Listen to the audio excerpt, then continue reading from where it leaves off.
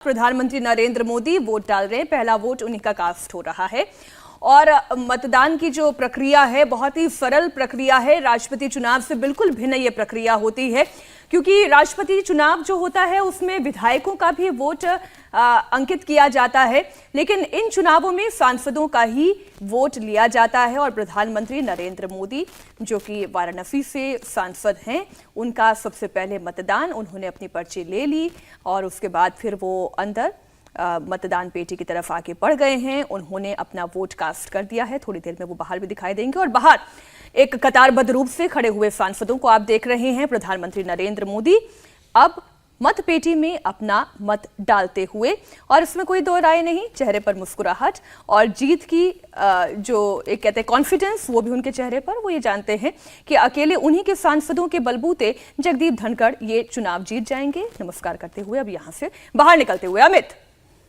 मोदी जी चल रहे बिल्कुल, आप जो तस्वीरें दिखा रहे हैं, प्रधानमंत्री मोदी वोट डालने पहुंचे, उन्होंने पर्ची भी दिखाई है। देवेंद्र, ये जो प्रक्रिया है जरा हमको समझे कि जैसे हमने देखा था राष्ट्रपति मुर्मू के लिए जैसे प्रक्रिया थी, एक बैलेट बॉक्स दिख रहा था, वहां पर जाके वोट डालें, सेम उसी तरह का एक पूरा प्रोसीजर। बिल्कुल बिल्कुल वैसी ही प्रक्रिया अलग नजर नहीं आ रहा है। बिल्कुल नहीं, वैसी एकदम वैसी ही प्रक्रिया है। और एक तरह से आप कह सकते हैं कि ड्रेस रिहर्सल जैसा था। कल जब एनडीए सांसदों के लिए वर्कशॉप लगाया गया था, तब भी इस बात को कहा जा रहा था कि क्योंकि अभी राष्ट्रपति के चुनाव में हमने एक वर्कशॉप अरेंज किया था वोटिंग को लेकर, तो इसलिए आज बस महज एक औपचारिकता है, क्योंकि इतना कम दिन रहा कि कोई भी सांसद उस बात को भूला नहीं है। तो कुल मिलाकर वो ड्रेस रिहर्सल ही रहेगा। फर्क सिर्फ इतना ये रहेगा कि क्योंकि उसमें पूरे विधायक भी वोट करते हैं, तो अलग अलग तस्वीरें आपको देखने को मिलती हैं। यहाँ सिर्फ लोकसभा की तस्वीर, लोकसभा की मतलब लोकसभा और राज्यसभा की तस्वीर देखने को मिलेगी, संसद की तस्वीर देखने को मिलेगी। अच्छा, वैसे प्रिया आपको मेरा एक सवाल है, हम लोग जिक्र कर रहे थे जो आपने टीएमसी का जिक्र किया। जी हाँ प्रिया, मेरा एक सवाल है कि देखिए 394 सांसद बीजेपी के पास अपने अकेले हैं, जो कि बहुमत के आंकड़े से पहले ही ज्यादा है, लेकिन इस बार जैसे कि BJD, YSRC, BSP, TDP, Akali Dal, ये सब बीजेपी को सपोर्ट कर रहे हैं, एनडीए को सपोर्ट कर रहे हैं, जगदीप धनखड़ को सपोर्ट कर रहे हैं।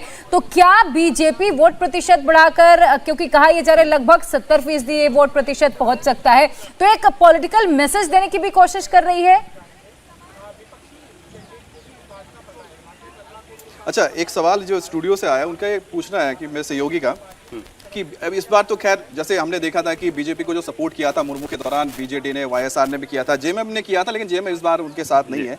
तो ऐसे में जितने वोट आ रहे हैं बीजेपी के पास, वोट परसेंटेज कितना आपको लग रहा है कि इंक्रीज होगा? 70% वोट तक निकल जाए? क्योंकि जो आंकड़ा निकल के आया कि शायद जो अलवा है उनके पास 200 वोट ही जा सकते, इससे ज्यादा नहीं जाए। बिल्कुल, लगभग 2/3 वोट आप कह सकते हैं बीजेपी कैंडिडेट के लिए, जगदीप धनखड़ के लिए, जिनको न सिर्फ एनडीए का बल्कि गैर एनडीए के भी बहुत सारे दल, जैसे कि आपने बताया बीजेडी, वाईएसआर के नेताओं से कल भी हमने बात की थी कि कहीं ऐसा तो नहीं कि आप लोग सपोर्ट तो कर रहे हो, लेकिन क्योंकि छुट्टी का दिन है तो बहुत सारे सांसद जैसे ही सत्र चल रहा होता है और फ्राइडे आता है तो फ्राइडे रात में वो अपने क्षेत्र में जाना चाहते हैं, क्योंकि क्षेत्र के भी बहुत सारे कार्यक्रम होते हैं।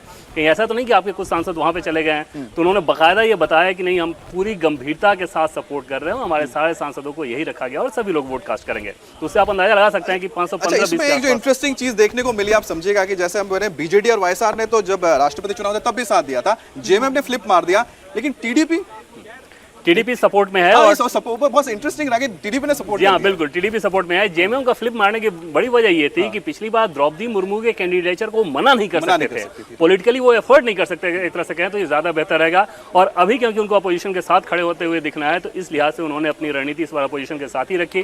पिछली बार मजबूरी में एक तरह से आप कहें कि द्रौपदी मुर्मू जो कि आदिवासी बेटी है, ट्राइबल पॉलिटिक्स करती है, जेएमएम कैसे उनका विरोध कर सकती थी। अच्छा, लेकिन इसमें एक चीज बहुत समझने वाली बात यह आती है कि ये जो पूरा का पूरा जो आंकड़ा तैयार हुआ, अब देखिए जब द्रौपदी मुर्मू के दौरान आम आदमी पार्टी को आपने देखा था, आम आदमी पार्टी भी साथ में जा रही है, एम भी साथ में जा रही है, लेकिन टीएमसी, आप सोचिए कि टीएमसी जो हमेशा बीजेपी के खिलाफ रही है, प्रधानमंत्री मोदी के खिलाफ मुखर रही है, वो जब उसके पास एक मौका था अपने 36 वोट कहीं दिखाने का, एक सॉलिडिटी दिखाने का, वो पीछे हट जाती है। बिल्कुल अमित, और इसमें आप देखें तो इस चुनाव को लेकर टीएमसी का जो स्टैंड है ना, वो सबसे ज्यादा बात करने लायक है, सबसे ज्यादा चर्चा के लायक है। पहली बार एक तस्वीर आई जगदीप धनखड़ के कैंडिडेचर के अनाउंसमेंट से पहले कि दार्जिलिंग में बहुत इंपॉर्टेंट हेमंत विश्व शर्मा थे, वहां पे ममता बनर्जी और धनखड़। उस मुलाकात को लेकर बहुत सारे कयास, बहुत सारी चर्चाएं चली।